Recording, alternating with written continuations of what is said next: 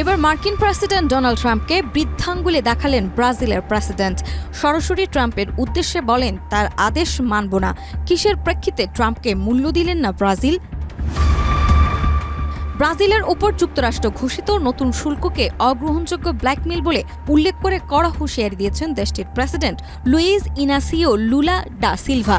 তিনি স্পষ্ট জানিয়েছেন, কোনো বিদেশি, বিশেষ করে কোনো গিগ্র ব্রাজিলের প্রেসিডেন্টকে আদেশ দিতে পারেন না। 17 জুলাই এক টেলিভিশন ও রেডিও ভাষণে লুলা এই বার্তা দেন। সম্প্রতি যুক্তরাষ্ট্র ব্রাজিলের রফতানিকৃত কিছু পণ্যের উপর 50% শুল্ক আরোপের ঘোষণা দেয়, যা আগস্ট থেকে কার্যকর হবে। মার্কিন প্রশাসনের দাবি, ব্রাজিল অন্যায্য বাণিজ্য নীতি অনুসরণ করছে এবং বর্তমান ব্রাজিল সরকার সাবেক প্রেসিডেন্ট জয়ির বলসোনারোর বিরুদ্ধে অবস্থান নিয়েছে। এর জবাবেই এই পদক্ষেপ। এর পাল্টা প্রতিক্রিয়ায় লুলা বলেন, ট্রাম্প এমন একজন সম্রাট যাকে বিশ্ব চায় না।